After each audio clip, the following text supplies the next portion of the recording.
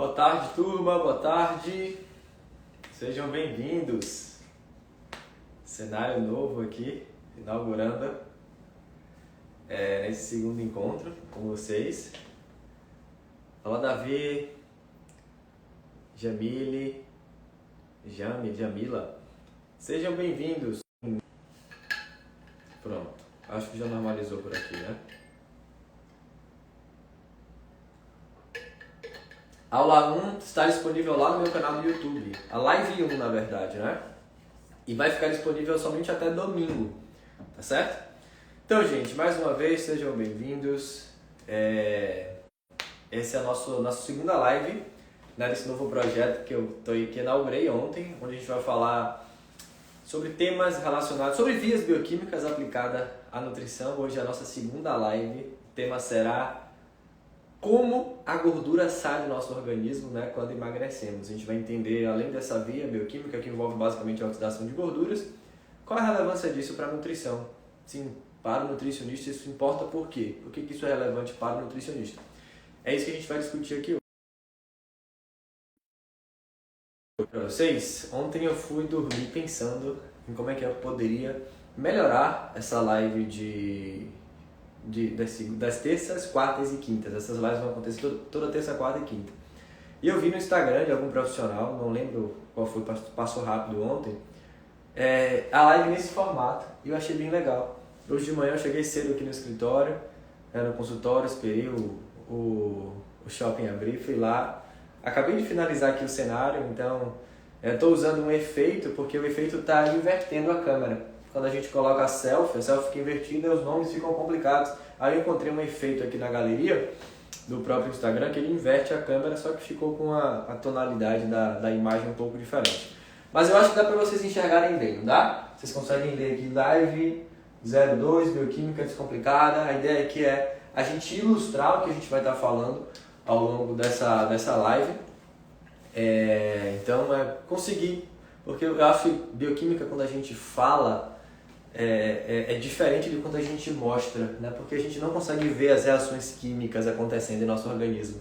Então, quando há uma ilustração, a gente consegue entender melhor. É por isso que eu gosto muito do livro de Bioquímica Ilustrada. É o livro que eu mais recomendo quando o assunto é bioquímica, tá certo? Então, eu vou tentar ilustrar aqui as minhas letras. A minha letra não é das melhores, os meus desenhos também não, mas acho que vai dar pra gente simplificar um pouco mais o conteúdo.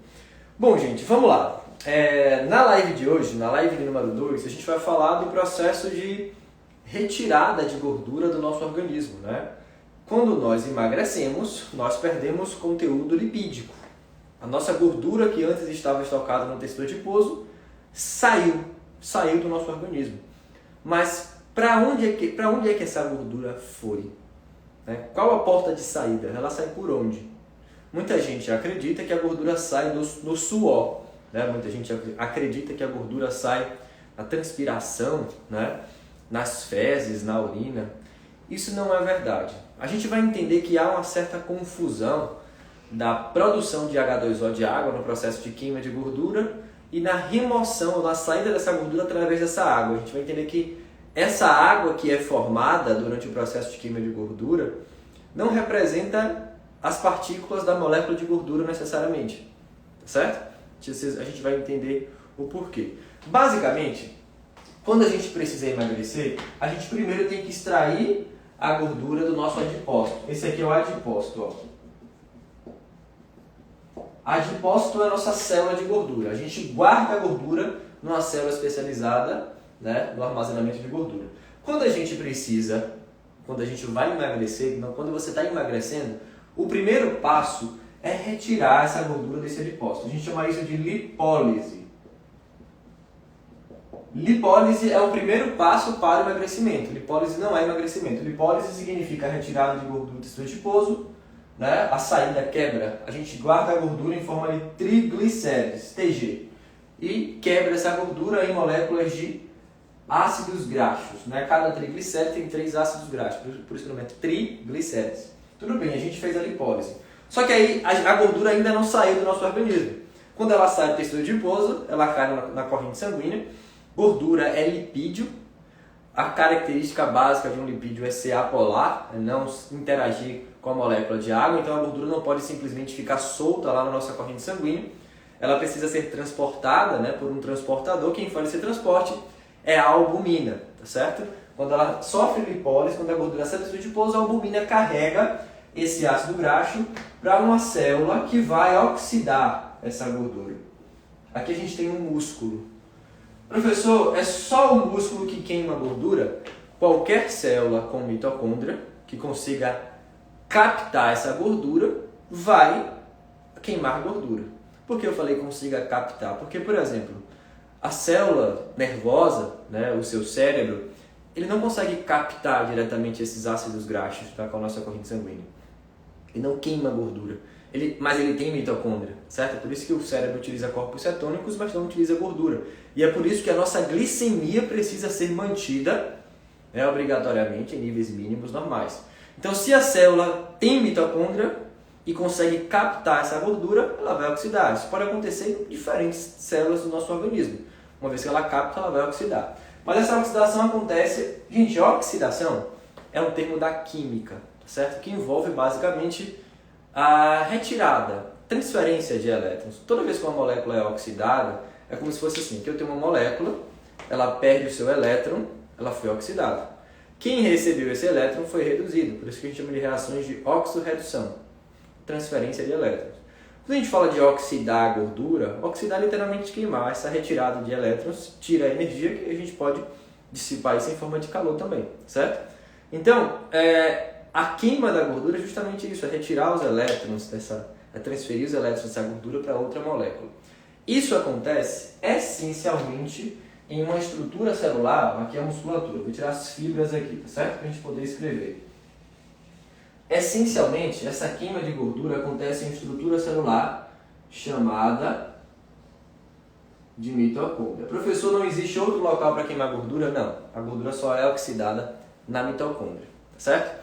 Então, perceba que tirar a gordura do tecido adiposo ainda não é emagrecimento. Ah, professor, mas o conteúdo do meu adipócito reduziu. Ele antes tinha 10 partículas, perdeu, sofreu lipólise, agora tem 8.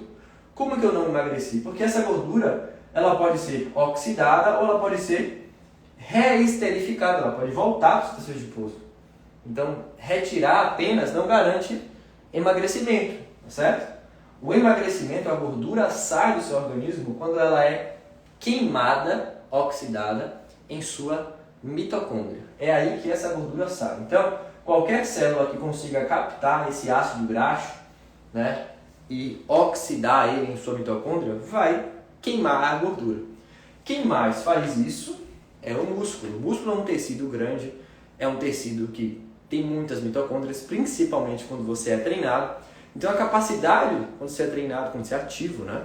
Então a capacidade do seu músculo de queimar gordura é muito alta, tá certo? Então se você é ativo, você tem uma capacidade de queimar gordura ainda maior porque você tem mitocôndrias maiores, mais funcionais, né? E uma quantidade maior na sua musculatura, tá certo? Sim, professor, mas o que acontece nessa gordura quando ela chega na sua mitocôndria? Aqui eu vou desenhar, aqui vamos supor que a gente está na mitocôndria. Vou apagar isso daqui, né? Vocês entenderam o processo de lipólise. Agora a gente vai entrar na mitocôndria. Uma vez que essa gordura chegou na sua mitocôndria, aqui eu vou desenhar uma mitocôndria. Não está oval, mas vocês entendem que é uma mitocôndria, tá certo? Uma vez que esse ácido graxo chegou na sua mitocôndria, vou botar aqui, ó. Isso aqui é a mitocôndria. Pronto. Uma vez que esse ácido graxo chegou na sua mitocôndria, o que vai acontecer com ele? Ele vai sofrer um processo chamado de beta-oxidação. Ele vai ser quebrado em moléculas de acetil-CoA. Essa é a famosa beta-oxidação. A beta-oxidação, como o nome já diz, já é uma oxidação. Aqui já acontece a queima da gordura, né? Você tem uma molécula, por exemplo, com 16 carbonos, que é quebrada em várias moléculas com 2 carbonos. Quando eu quebro, que eu retiro 2 carbonos de um ácido graxo, gente, um ácido graxo é uma molécula que tem uma cadeia de carbono e hidrogênio, né? É um hidrocarboneto, cadeia de carbono e hidrogênio. a gente vai quebrando a cada 2 carbonos, né? Em uma sequência de 4 reações a gente consegue pegar uma molécula de 16 e partindo de 2 em 2. Isso a gente chama de beta-oxidação. Então, em uma molécula com 16 carbonos, eu tenho 8 moléculas de acetil, né? Eu vou partindo a cada 2 carbonos, certo? A aula vai ficar salva no YouTube, vai ficar salva no YouTube até domingo, não vai ficar para sempre no YouTube. Depois vai para a área de membros, lá do pessoal da comunidade, certo? Da comunidade Conhecimento Liberto. O pessoal da comunidade Conhecimento Liberto vai ter a live para sempre, certo? E esse conteúdo que a gente traz descomplicado aqui é um conteúdo do meu curso de Bioquímica. Os meus alunos do curso de Bioquímica e Fisiologia já viram isso aqui e podem rever quantas vezes desejarem. Mas aqui a gente vai traduzir isso aqui para vocês. Por exemplo, tá bom, beta-oxidação aconteceu na mitocôndria, eu peguei uma molécula com 16 carbonos e quebrei em moléculas de acetil. Ah, professor, então quer dizer que agora eu perdi a gordura? Não, você só converteu essa molécula de 16 carbono em acetil. Por quê? Porque esse acetil pode ser utilizado para produzir outras moléculas de ácido graxo. Então a beta-oxidação também não significa que a gordura saiu do seu corpo, né? Você formou acetil-CoA, você quebrou. Se você tiver energia, se for num ambiente, né? Esse acetil-CoA pode ser convertido novamente em gordura. Ah, professor, mas isso acontece? Isso é difícil de acontecer em forma de ciclo. Como assim? Fiz a beta-oxidação, acetil-CoA voltou porque isso é um ciclo fútil. O que é um ciclo fútil? É um ciclo que não serve de nada para o seu corpo. Então é óbvio que geralmente quando esse acetil-CoA é produzido, as enzimas que estão ativas, decorrente do contexto, as outras enzimas são inibidas, porque o corpo não faz ciclo fútil. Ele não produz uma coisa e faz outra, né? Ao ponto de não utilizar e de gastar. Isso é perder tempo para o seu corpo. Então, esse ciclo fútil não acontece. Quando as enzimas da beta-oxidação estão estimuladas, as enzimas que fazem, né, a síntese de novo, como a gente falou ontem, né, que é esse acetil-CoA virando gordura e a síntese de novo, são inibidas, porque são contextos diferentes, certo? Mas entenda que esse acetil-CoA ainda não saiu do seu corpo. Para esse acetil-CoA sair do seu corpo, ele vai entrar no famoso TCA.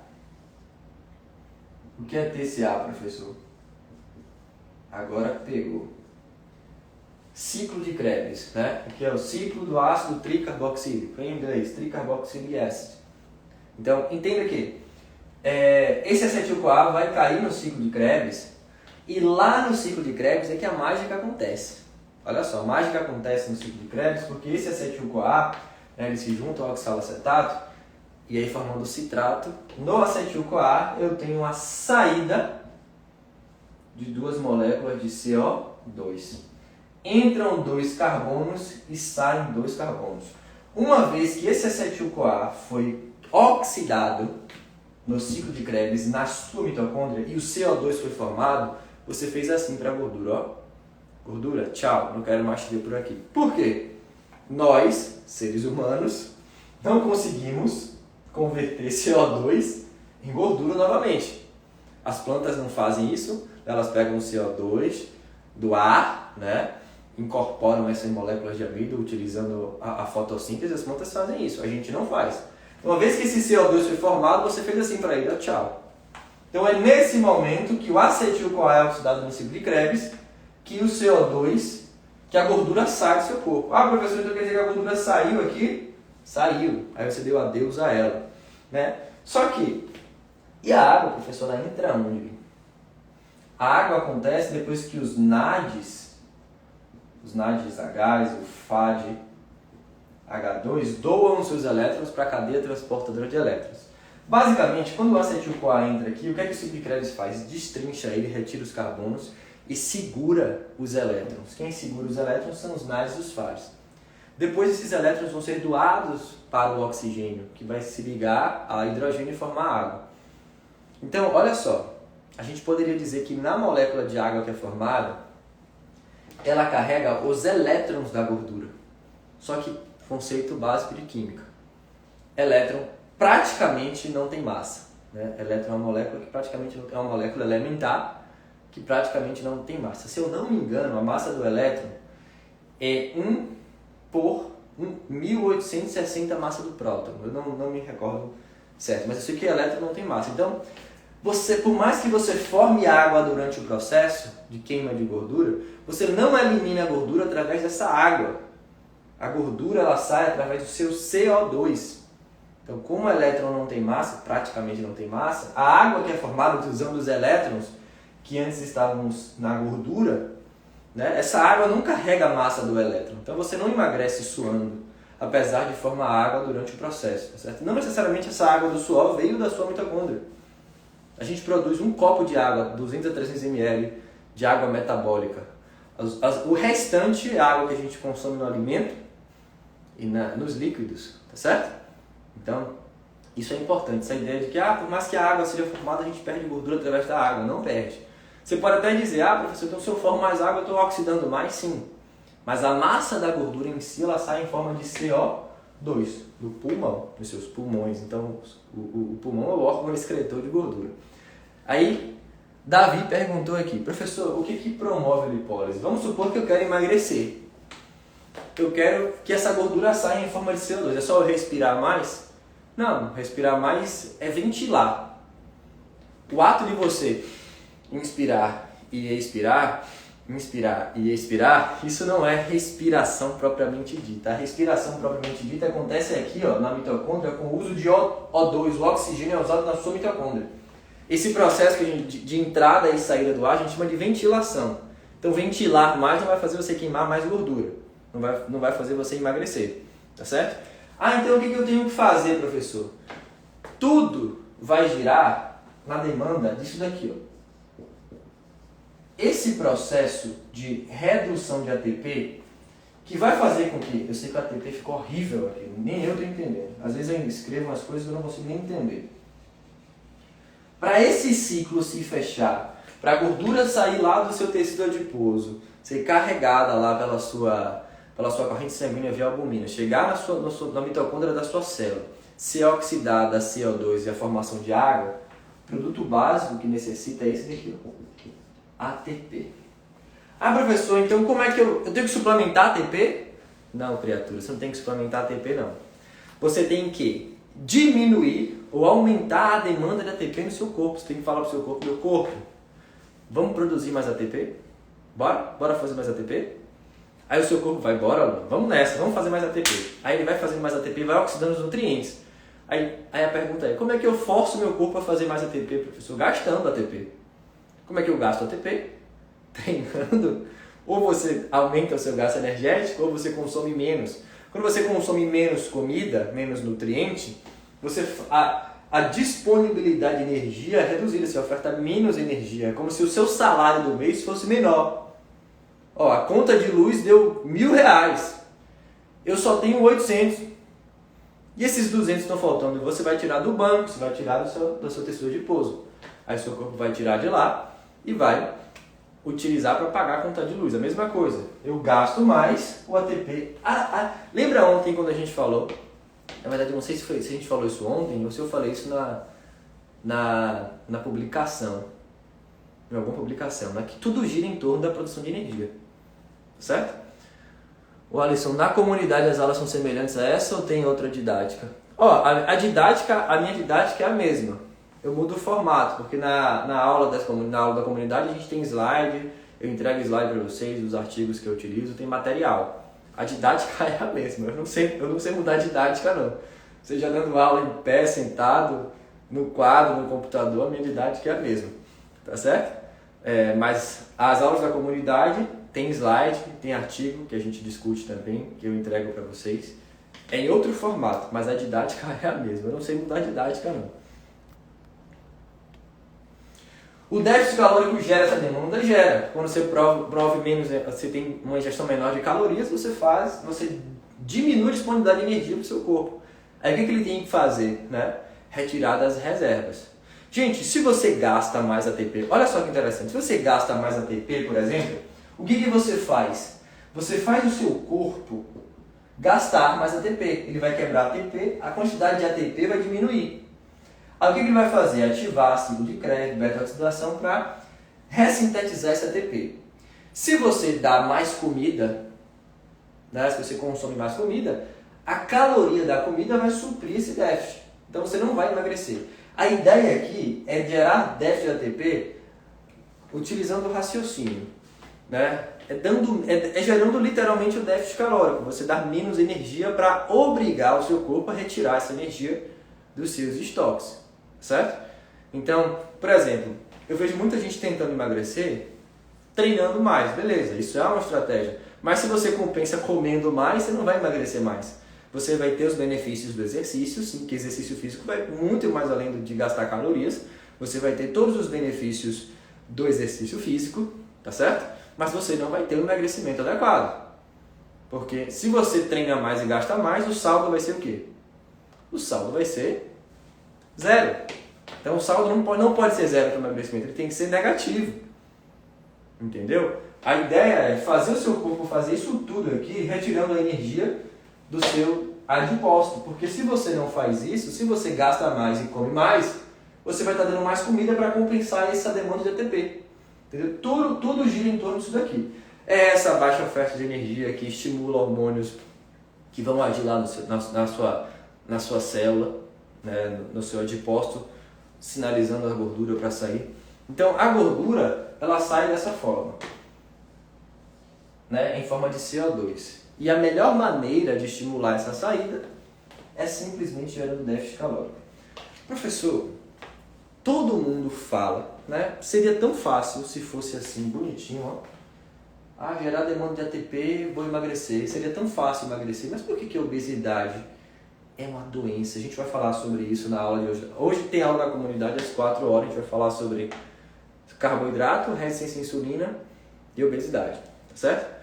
Aí tem uma coisa interessante, ó. Se é simplesmente gerar déficit de ATP, demanda de ATP ou déficit calórico para o seu corpo queimar a gordura, que emagrecer é tão difícil, né? Porque garantir esse processo aqui envolve inúmeros outros fatores. Garantir o balanço energético negativo envolve você comer menos, você gastar mais, você manter constância, você ter saúde. Vou dar um exemplo claro para vocês. Todo mundo já fez isso daqui, já emagreceu. Revista Boa Forma, não precisa nem ir para o nutricionista. Viu a revista Boa Forma lá, você viu a dica da blogueira no Instagram, fez uma dieta maluca lá e emagreceu. Só que depois você ganhou tudo novamente. Não é? Então o problema não é fazer déficit calórico. O problema não é garantir déficit calórico. Isso aí qualquer revista Boa Forma ensina. Mas ele é essencial. Ele é essencial. Não tem como você dizer. Quem diz que déficit calórico não é importante não faz a menor ideia do que está falando. Ele é a base, é essencial. Só que para você garantir que esse déficit calórico aconteça, aí entra fatores sociais, psicológicos, econômicos, né? Diversos fatores, como a colega falou, Mari, é um trabalho multifatorial que vai fazer com que você garanta esse déficit calórico. Mas a base tem que ter esse daqui. Não tem como, isso é física básica. Não tem como você perder matéria.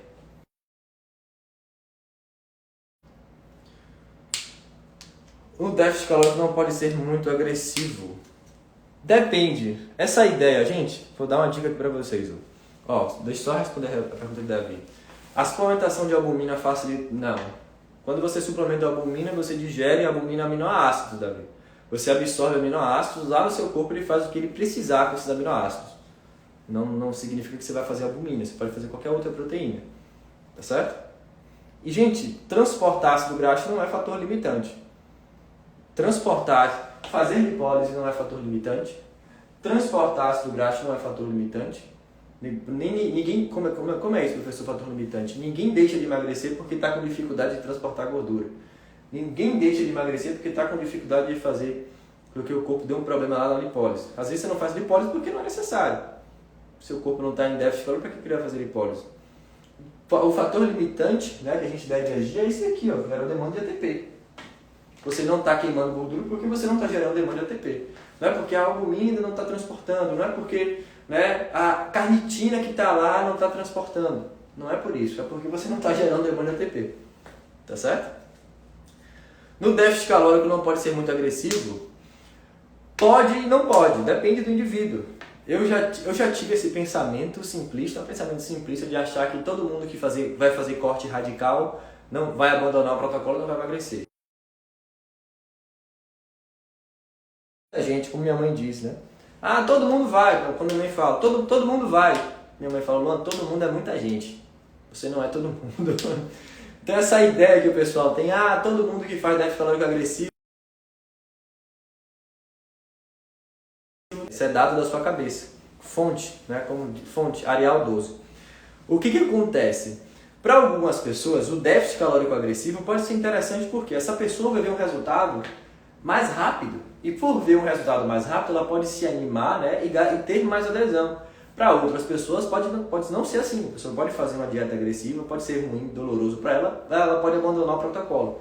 Então, cabe ao nutricionista avaliar o paciente no consultório para entender os fatores sociais, psicológicos que estão envolvidos, né, nesse paciente para determinar a melhor estratégia. E se não deu certo, muda. Essa ideia de que eu fiz uma dieta e o paciente não seguiu, sim, e aí?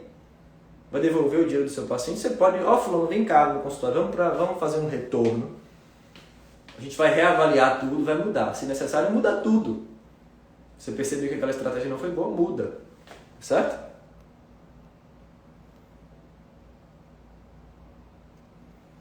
O corpo precisa se adaptar, por isso que emagrecer gera um tempo para ter resultados que sejam duradouros. É porque, Vini, entenda uma coisa. O que é resultado para você? Você já parou para pensar? O que é uma dieta que dá resultado? É aquela que gera mais perda de peso em menos tempo? Por que a gente classifica dietas, ou estratégias boas, aquelas que geram maior perda de peso em menos tempo? Quem disse que isso é bom? Quem foi que colocou isso na cabeça, que dieta de sucesso é que gera mais perda de peso para o emagrecimento em menos tempo? Você pode falar, professor, quando o paciente está em risco beleza, quando o paciente é obeso, é por isso que a cirurgia bariátrica é necessária em alguns casos, ela vai gerar uma maior perda de peso em menos tempo.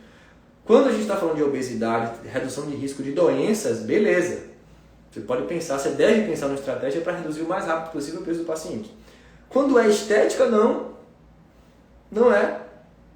Tá certo? Porque você tem que pensar a longo prazo. A pessoa vai fazer dieta para o resto da vida. Dieta que eu digo comer. A pessoa vai ter que comer e vai chegar algum momento na sua vida que você falar, opa, hoje eu não vou mais fazer dieta não. Decidi que eu não vou mais comer. Não, você vai ter que comer para sempre. Enquanto você estiver respirando, você vai ter que comer. Então, estratégia nutricional, mudança de hábito alimentar, é para a vida inteira. Então, esses prazos que a gente delimita aí, quando não é tratamento de doença, né, podem ser complicados. Tá certo? Prof, a influência da microbiota no desenvolvimento da obesidade é pequena ou ainda não há estudo que quantifique essa influência? Lai, excelente pergunta. Aparentemente, a microbiota está relacionada com tudo. E faz sentido, faz total sentido. Mas existem muitas extrapolações, né, baseadas em hipóteses. Há relação com a obesidade, com síndrome metabólica, com diabetes, né? Só que ainda é cedo para a gente, por exemplo, tratar a microbiota como um alvo terapêutico dessas doenças, né? Para a gente falar, para combater a obesidade tem que melhorar a microbiota. A gente ainda não tem dados relacionados a isso. Então, parece ter relação, parece. Seja a microbiota piorando o quadro, ou seja, a microbiota levando ao quadro, né? Mas eu diria que ainda faltam dados para a gente afirmar que ela é um alvo terapêutico, sabe? De que você está com doença, tem que tratar a microbiota primeiro. Você tem que melhorar a microbiota, é óbvio, né? Mas existem outros fatores que são primordiais. Mas parece que há relação, né? Como eu falei, se é ela que leva ao desenvolvimento da doença, se ela piora o quadro da doença. Ainda faltam dados, mas futuramente a gente vai ver muitas coisas interessantes sobre isso. Fala, Mike, beleza? Nunca mais te vi por aqui. O que ocorre quando ocorre a quebra da gordura e ela não é eliminada? Tati, ela pode ser reesterificada. Foi aquilo que eu falei, a gente tem... vou apagar aqui, tá certo, gente? Estreando aqui o quadro, acho que vai ficar bem legal as nossas lives de terças, de quartas e quintas. Aqui eu tenho um tecido adiposo, tá vendo? Vou botar aqui, EA. Os triglicéridos podem ser quebrados a ácidos graxos e esses ácidos graxos podem voltar a ser triglicéridos. Isso aqui a gente chama de reesterificação. Por exemplo, eu já li um artigo bem interessante que falava sobre cafeína. A cafeína aumenta muito a lipólise, só que ela não aumenta a oxidação na mesma proporção. Vamos supor, ela aumenta 10 de lipólise, mas não aumenta 10 de oxidação. A oxidação, o fator determinante é a demanda de ATP. Então, ela tinha aumento de lipólise, mas também tinha aumento de resterificação, porque você não usa essa gordura. Ela faz um tour por seu corpo, passeia lá, né? Dá um rolê pelo seu fígado, fala, e aí fígado, beleza? Se gostar, ela fica lá, senão ela volta, é empacotada, sai via VLDL. Ela pode ser reesterificada. O que eu faço para ela não ser reesterificada, professor? ATP. Gasta energia porque ela não vai ser reesterificada. Além do déficit calórico, a água é importante no processo, facilitando o processo de emagrecimento ou não, Vini? Ela vai melhorar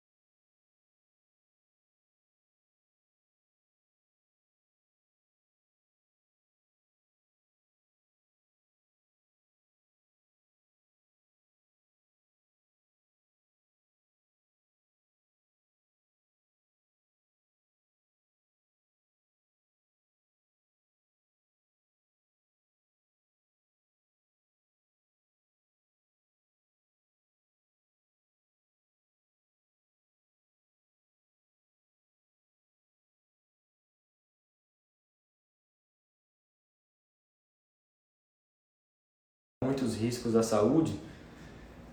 A desnutrição ela é arriscada, né? Quando você perde peso, a perda de peso exagerado, que a gente pode caracterizar como uma desnutrição, ela é perigosa. Mas perigosa para quem? Essa é a pergunta. Se você está falando de um indivíduo com obesidade mórbida, a perda de peso rápida é menos pior do que ele permanecer com excesso de peso. Entendeu? Então depende para quem. A melhor dieta é aquela que o paciente faz, verdade. Os ácidos graxos livres no sangue podem influenciar o aparecimento de diabetes tipo 2? Sim, Isa, a gente vai falar sobre isso. O excesso de gordura, né, gera um quadro chamado de lipotoxicidade, o excesso de lipídios em locais anormais, né? Por exemplo, o local para ter lipídio é na célula adiposa. Se ele está no seu músculo, no seu fígado, ele vai causar lesão, vai ser tóxico a esse tecido. Então, o excesso de gordura circulante faz com que essa gordura se acumule em locais não desejados. E aí, isso está associado à resistência à insulina e, consequentemente, o diabetes. Tá certo? Como transformar TG em AG? A lipólise faz isso. Lipólise é basicamente transformar TG em AG. Isso daqui, ó, é um triglicérides. É uma molécula de glicerol, isso aqui é o glicerol, ligada a 3 ácidos graxos. Essa é a forma estável que a gordura é armazenada no seu tecido adiposo. Tá certo?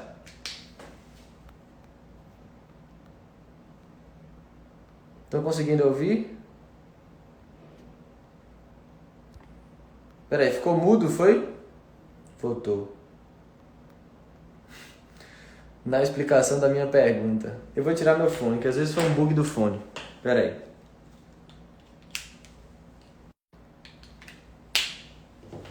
Na pergunta de Isa, ficou sem áudio.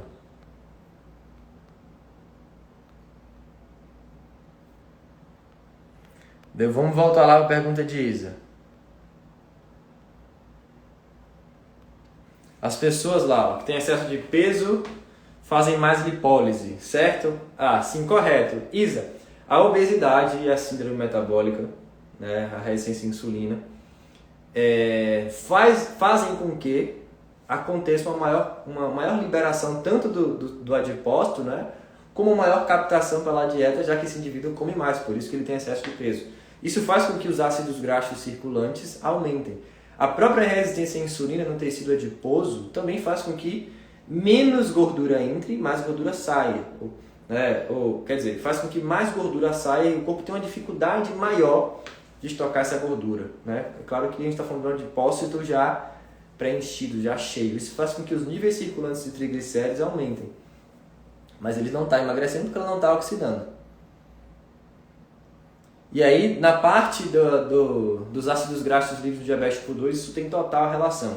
Gordura circulante em excesso pode ser estocada e armazenada em locais anormais, né? Como no fígado, no tecido muscular.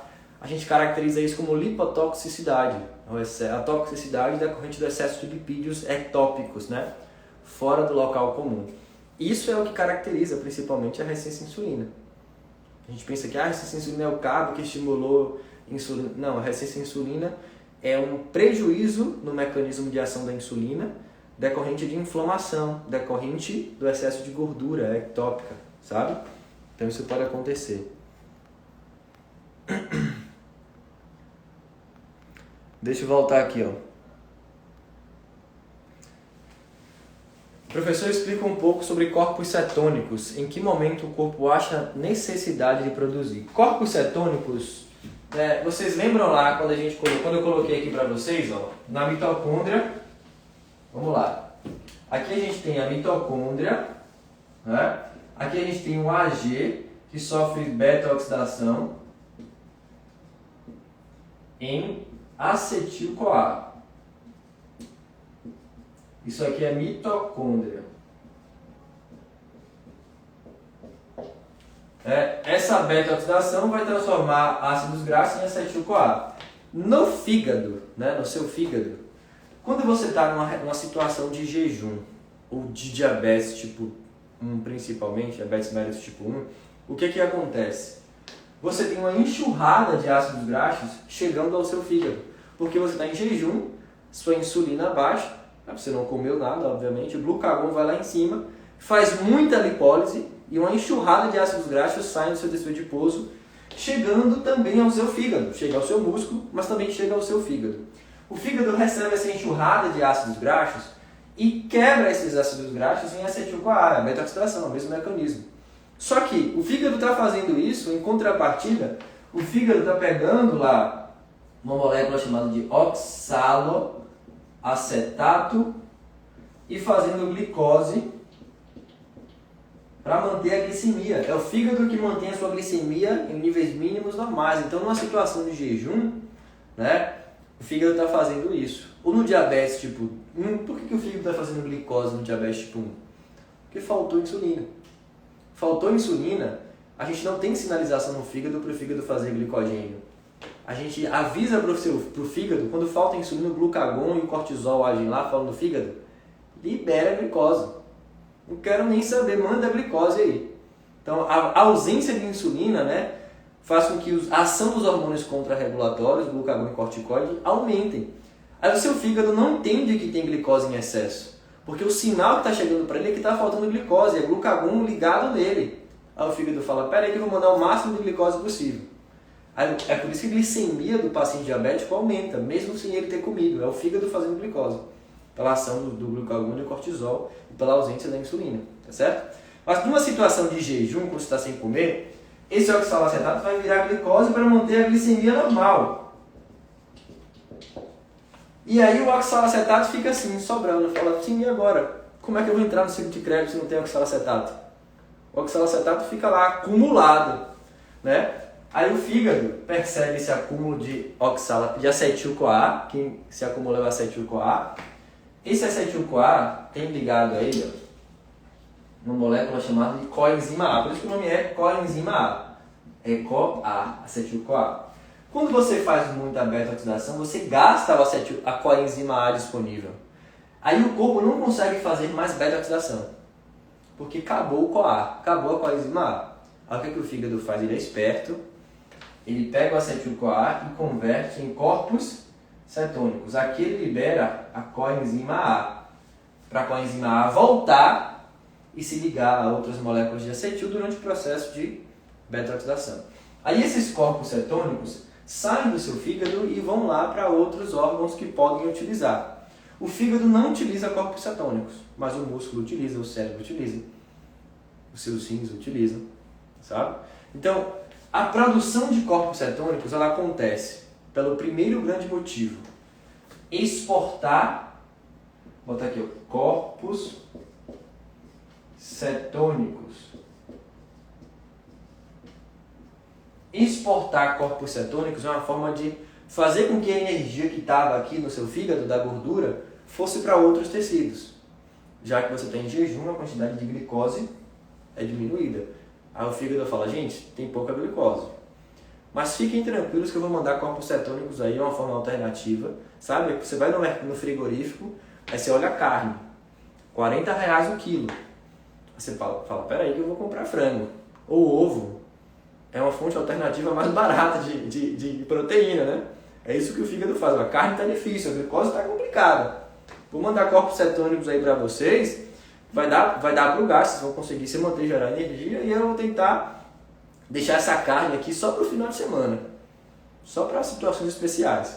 Né? Então, o primeiro grande motivo é a produção de corpos cetônicos, a exportação de energia. E o segundo é garantir que a glicemia fique normal desviando oxalacetato. Falta matéria-prima para o ciclo de Krebs porque o fígado desvia para a produção de oxalacetato.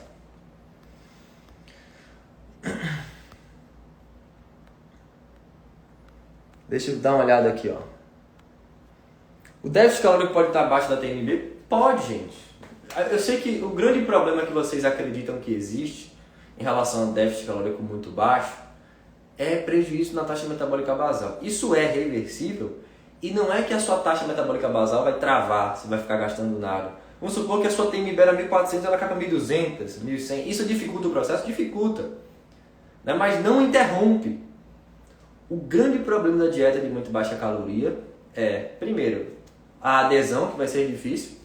Segundo, a carência nutricional. Dificilmente você vai conseguir garantir quantidades adequadas de vitaminas, minerais, que são essenciais à vida.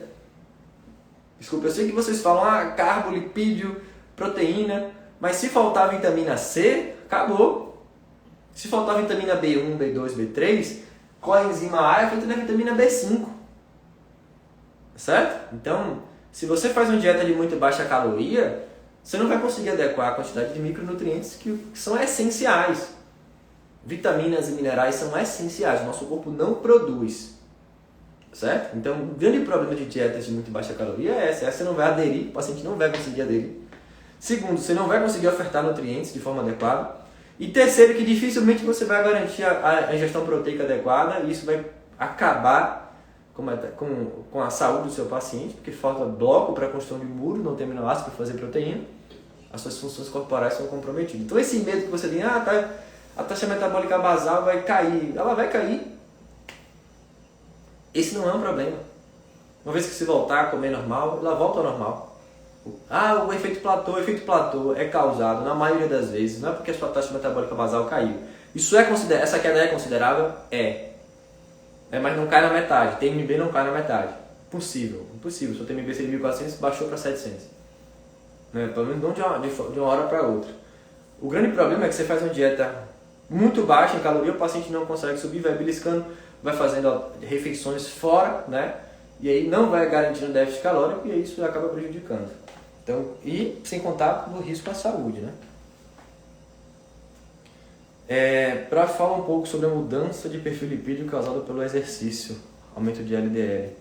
Aumento de LDL no exercício, Mário, o exercício aumenta o consumo de VLDL, né? VLDL carrega triglicéridos que veio do fígado, né? Metabolismo endógeno. Depois que ela entrega esses triglicéridos para os tecidos, ela volta como LDL. Então, o exercício aumenta a quantidade de HDL, né? E diminui os níveis de LDL e de VLDL, que são os triglicéridos. O exercício físico melhora o perfil lipídico porque você aumenta a utilização dessa gordura, certo? E como otimizar a oxidação? Exercício físico e dieta hipocalórica. Dieta hipocalórica é a melhor forma de você utilizar, de você otimizar a oxidação de gorduras. Então, pela produção de corpos cetônicos, não é tão vantajoso o jejum intermitente. Jejum intermitente pode ser uma estratégia boa pensando em adequar a dieta ao paciente. Eu não descarto o jejum intermitente, por quê? Porque às vezes ele se encaixa no perfil de refeição do seu paciente. Se o paciente não toma café da manhã nem lanche, ele faz jejum intermitente. Ele vai comer meio-dia e provavelmente vai comer 8 horas da noite. Isso é jejum intermitente, sabe? O benefício do jejum intermitente não é a produção de corpos cetônicos. O que é cortisol? Yasmin, cortisol é um hormônio corticosteroide, né, um esteroide derivado do colesterol, que basicamente regula o metabolismo de carboidrato e de proteínas. Assim como a insulina regula o metabolismo de carboidrato, o cortisol regula de carboidrato e regula também o de proteínas. O que ele faz? Ele aumenta a quebra de glicogênio do seu fígado e a saída dele para a corrente sanguínea. Aumenta a gliconeogênese, que é a formação de glicose a partir de aminoácidos e compostos não glicídicos, tá certo? Mas isso é prejudicial para o fígado? Carla, o que? A produção de corpos cetônicos? Não. A produção de corpos cetônicos excessiva, como acontece no DM1, no diabetes 1, ela pode gerar acidose metabólica. Você vai ter muitos corpos cetônicos na corrente sanguínea, seu pH cai. Mas o fígado não é prejudicado. Por que no DM1, não no jejum? Porque no DM1 você tem uma enxurrada de ácidos graxos e acabou a insulina. O problema do DM1 é que faltou insulina. Então você só tem sinalização para queimar ácido graxo. Não tem nenhum efeito inibitório, porque não tem insulina.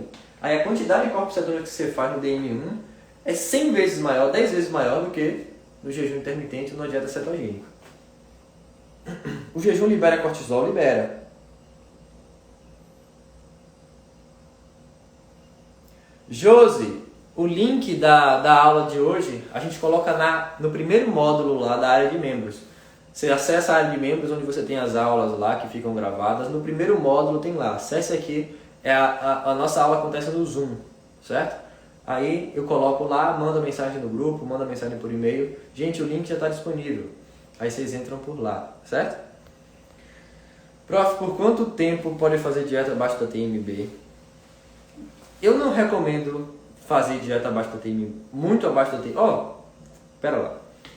Se você está falando de uma dieta que o TMB do paciente é 1.300 e você está fazendo 1.000, você pode fazer isso até o paciente atingir o seu peso, porque talvez, a não ser qual a estratégia que você está utilizando, você consiga garantir os nutrientes para a manutenção da saúde do seu paciente. Mas se é uma dieta de 500 calorias, eu não recomendo fazer por muito tempo, porque você não vai conseguir. Qual seria muito tempo, professor? Não sei. Dificilmente o paciente vai fazer isso por um mês. Sabe? Então depende da equação e da sua capacidade de fornecer esses nutrientes essenciais para o funcionamento do seu paciente. Os corpos cetônicos não são prejudiciais para o diabético, não pelo fato de ser corpos cetônicos em si, mas no diabetes tipo 1 a quantidade que você produz é muito alta. Então o problema para o diabético não são necessariamente os corpos cetônicos, é a quantidade elevada que é produzida, certo? E aí isso aí passa a ser prejudicial, muito prejudicial. O paciente pode ter uma complicação aguda e pode evoluir a óbito, inclusive. A cetoacidose, uma acidose metabólica.